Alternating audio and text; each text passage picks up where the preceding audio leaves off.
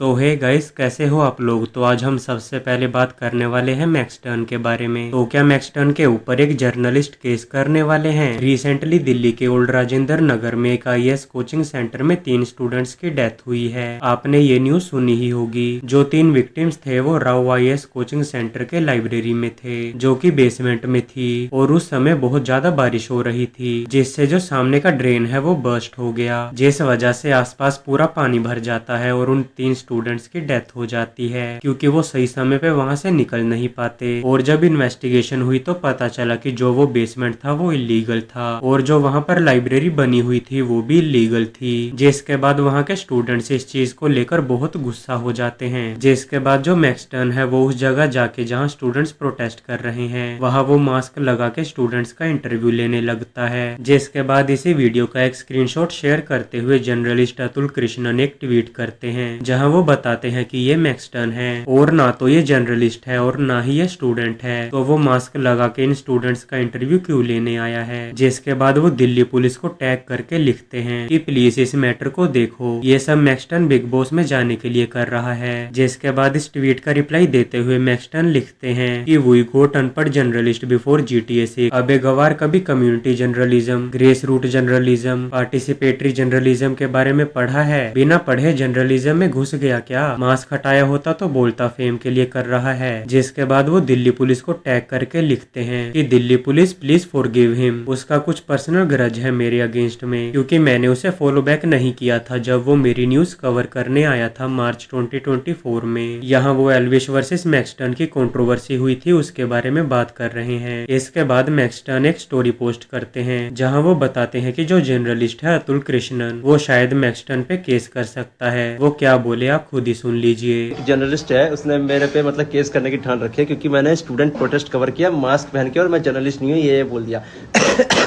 Mask तो मैंने पहना था खांसी वासी के लिए, मेरे को बुखार है 3-4 दिन से, जितना सबको पता है जानते हैं, मैंने दवाई ववाई खा रहा हूँ। और रही बात, वहाँ पे मेरे को स्टूडेंट्स भी घेर रहे थे, तो मेरे को समझ नहीं आता मैं मास्क पहन के सच्चाई बताऊं या बिना मास्क पहने बताऊं, तो इससे क्या फर्क पड़ता है। और मेरा काम तो बस सच बताना है। वहाँ पे स्टूडेंट्स घेर रहे हैं, मैं फेम के लिए थोड़ी गया हूँ। मास्क हटाता ना तो ये कहता है ये फेम के लिए पहुंच गया। भाई जैसे ऐसे गवार जर्नलिज्म भरे पड़े हैं तो अब क्या ही कर सकते हैं। बाकी जो भी सच्चाई होगी स्टूडेंट्स की सामने लाने में मैं तो पूरी कोशिश करूंगा, क्योंकि मुझे कोचिंग माफिया से सख्त नफरत है जो बिजनेस चला रहे हैं टीचिंग के नाम। तो चलिए अब हम बात करेंगे वायरल कुल्हड़ पिज्जा कपल के बारे में। आपको जैसा कि पता ही होगा कि कुछ महीनों पहले उनकी एक वीडियो वायरल हुई थी। कौन सी वीडियो वो मुझे बताने की जरूरत नहीं है। जिसके बाद इन्हें काफी ज्यादा ट्रोल किया गया था, और इसी के बारे में उन्होंने बात की टॉक्स विद नमित के पॉडकास्ट में, जहां वो काफी इमोशनल हो जाते हैं और बताते हैं कि वीडियो वायरल होने के बाद उनकी लाइफ में काफी बुरा इफेक्ट हुआ। वो क्या बोले आप खुद ही सुन लीजिए। कोई मेरा दुश्मन भी है ना, दुश्मन क्या मतलब, दुनिया में किसी के ऊपर ऐसा वक्त आना नहीं चाहिए जिस वक्त से हम गुजरे हैं। उस टाइम पे जो सिचुएशन थी, 3 दिन का बेबी था मेरे हाथ में, और आपको पता है उस टाइम पे एक कपल के लिए ना सबसे बड़ी खुशी होती है फर्स्ट बेबी जब आपके हाथ में आता है। इधर से मैं कभी कमिश्नर ऑफिस आ रहा हूँ, बिकॉज हमें कंप्लेंट करे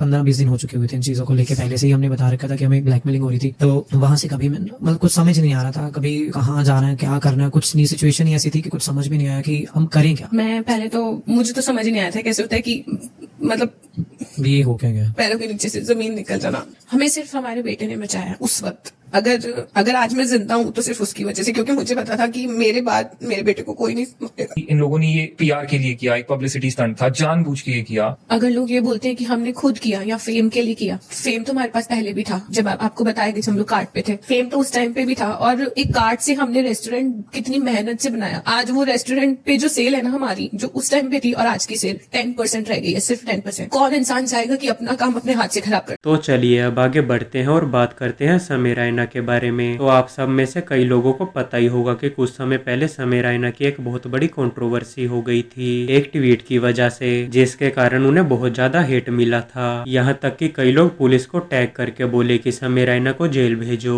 अब उन्होंने क्या ट्वीट किया था और उस कंट्रोवर्सी के साथ उन्होंने कैसे डील किया, इस सब के बारे में उन्होंने प्रखर के प्रवचन के पॉडकास्ट में बात की। वो क्या बोले आप खुद ही देख लीजिए। एग्जाम्पल जब अबॉर्शन का कंट्रोवर्सी हुआ, हाँ क्या जोक था क्या लिखा था मैंने भाई, सुबह के 6 बज रहे थे, मैं रात भर सोया नहीं हूँ, मैंने ट्वीट कर दिया ऐसे ही, जस्ट अ जोक। ऐसे लिखा कि मैंने 6 महीने अपनी बंदी के लिए सोचा और एक जोक लिखा उसके बारे में, और मैं इंटरनेट पर डाला, उसको पसंद नहीं आया, उसने कहा हटा दो, तो कल को मैं भी बोलूँ अबॉर्शन करना है तो फिर मत बोलना माई बॉडी माई चॉइस, ठीक है। मैंने बस ऐसे, इट वॉज अ थॉट, वो फट गया उस वक्त। तो उस पर वो चल रहा था उस वक्त, रोए वेड क्या था वो, रो वी वेड वो चल रहा था, तो उसके वजह से ना वो सब चढ़ गया उस पर कि ये male comic, male chauvinist pig, comedy should be in jail, ये सब आ गया। तो अब मैं 7 बजे देख रहा हूँ, तो कुछ ज्यादा ही फट गया ये ट्वीट। तो अब मेरे को भी मैं ना अब डबल डाउन करता हूँ, मेरे को डबल डाउन करना बहुत मजा आता है, ठीक। तो मैं ना हर कमेंट को रिप्लाई करने लग गया, ठीक है। और यहाँ मेरी गलती हो गई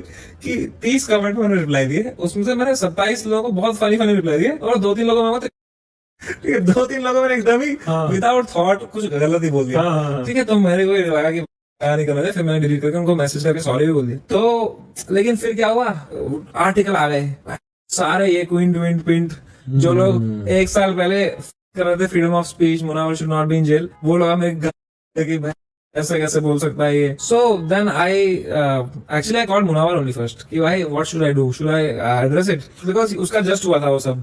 तो उसने मुझे एडवाइस दी कि इसको इग्नोर मार, चिल कर, चला जाता है। तो मैंने कहा ठीक है, फिर मैंने इग्नोर किया, वो चला गया, पर कहीं ना कहीं मेरे अंदर ये बात रह गई, तो मैं उससे सीख लिया कुछ। तो चलिए अब आगे बढ़ते हैं और बात करते हैं रजत दलाल के बारे में। तो क्या रजत दलाल बिग बॉस की इस चीज से खुश नहीं है? वेल गाइज, आपको जैसा कि पता ही होगा कि ये शो जाना जाता है मसाला, लड़ाई झगड़ा, यही सब के लिए। पर इस बार बिग बॉस के मेकर्स ने कुछ ऐसा कर दिया जिससे रजत दलाल बिल्कुल भी खुश नहीं है। जी हाँ गाइज, उन्होंने रिसेंटली एक वीडियो पोस्ट की जिसमें वो क्या बोले आप खुद ही देख लो।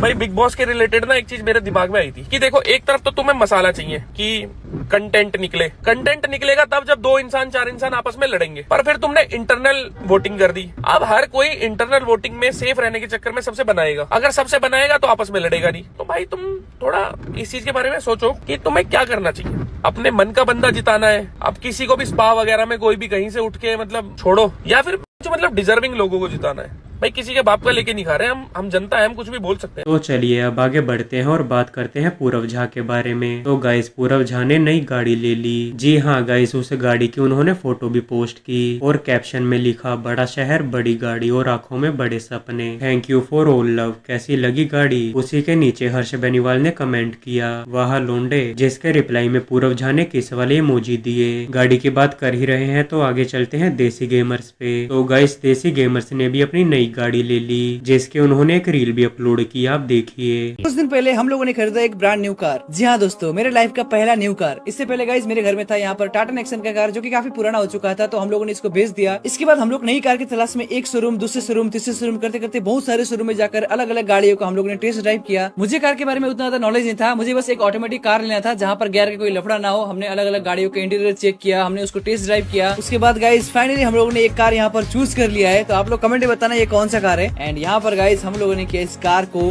क्या बोलते हैं, अनबॉक्सिंग बोलते हैं, फिर इसको क्या बोलते हैं मुझे पता नहीं है, पर्दा हटाने को क्या बोलते हैं, ठीक है। तो ये रहा गाइस अपना कार, जो कि काफी खूबसूरत है यार। तो गाइस आज के लिए बस इतना ही। अगर आपको ये वीडियो थोड़ी सी भी अच्छी लगी हो तो इस वीडियो को लाइक और चैनल को सब्सक्राइब कर दीजिए, और हम मिलेंगे कुछ नई न्यूज के साथ अगली वीडियो में।